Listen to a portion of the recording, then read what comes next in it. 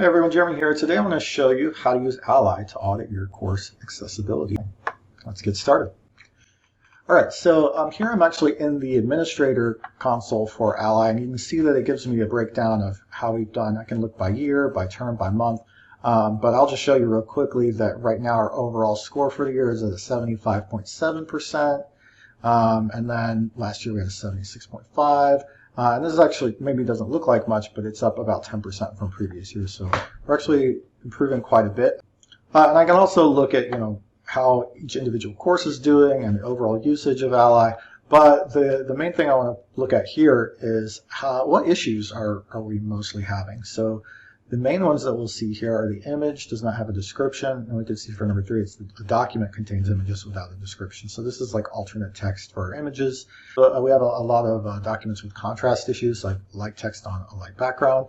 And if I click over on severe, I can see that we have a good amount of documents that are scanned but are not they don't have optical character recognition. So we're not going to do a deep dive into how to fix those particular issues right now, but I want to show you how you can use Ally as a tool in your classroom to audit your accessibility and start getting some familiarity about what kinds of issues you're going to find and how to fix them, and more importantly, how to prevent them as you move forward in designing your courses. All right, so let's look at a course where I might want to look at Ally. And I'll note that you should see this accessibility report option in your navigation, but you might not. If not, you'll just go into your settings and you'll find it down here somewhere, and you'll just slide it up and add it to the course navigation. And unlike every other thing in this menu, if you have accessibility report as marked visible to students, right? These are not visible to students. This is still not visible to students, so they can't see it even if you enable it. But you do need to enable it in order to use it. So I'm going to click on that now. And then I can see accessibility report for my course. And the main things I'm going to look at are, okay, 96%, that's pretty good. And I can see like how many things it's counting. And it'll also tell me, well, here are some things that are easiest to fix and some low scoring content. So I can click on those. And then as I do that, it's going to say, okay, well, here's one of the issues we found, and you have a 25% on this particular thing. And if I click on it, it's going to actually give me like a tutorial on what's wrong with it and how can I fix it. So the image is missing a description, and then I can click here and learn what it means. Look for these little arrows at the bottom as well, and you'll find that there's, you can toggle through. And it's a really short lesson. And then you can see how to write a good description. And again, really short, sweet lesson on what this issue is and how to fix it. And then it gives you the tool here to go ahead and add that description. So it's just everything you need right here in just a few minutes to learn how to fix these issues, and then just to go ahead and start doing it. This particular image actually doesn't even belong in this course, so I'm just going to try to remember to delete that later. All right, if I go back to my overview, I can also see that down here, it's finding a lot of other issues, like this HTML heading structure does not start at the right level.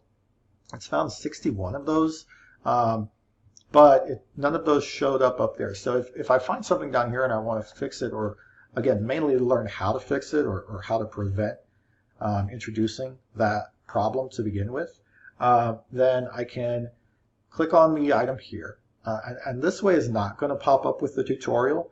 Some things aren't going to pop up with that tutorial. But if you go into the edit mode for each of these pages that you create, whether it's assignments, quizzes, or whatever else, look for this check accessibility button, right? And when you click on that, it's going to bring up the accessibility checker, and it's going to say, hey, lists should be formatted as lists. Okay, well, formatted as lists, and it'll just fix it for me. I apply that. And it will tell me, okay, your table should have a caption. Do you want to add a caption? I'll do that later. But this is another really easy way for you to identify those sorts of issues. And again, mainly just trying to learn what to look out for, what issues to not introduce as you're working forward. Okay, so I'm going to save that. And then the last place I'll show you that might be helpful for you as you're auditing your accessibility is to go into your course files. And as you look at your files, you should also see an accessibility column, and that's going to help you identify things that might have issues as well. And once again, if you click on the icon here, it's going to bring up your tutorials. So this document does not have headings. What does this mean? How do I add them? And then it's going to give me a place to upload a new version of the file. I actually didn't author this, so I'm not going to make any changes to it. That is a really quick and simple overview of how to use Ally to audit your courses. Okay, I would be remiss if I did not direct you to sign up for the Washington State Board of Community and Technical Colleges Accessibility Microcourses training. So this is the training offered by the state for how to adopt accessibility best practices. And this is a self-paced course, so you can just register. It will add it to your Canvas courses, and you work through the modules as you're able to.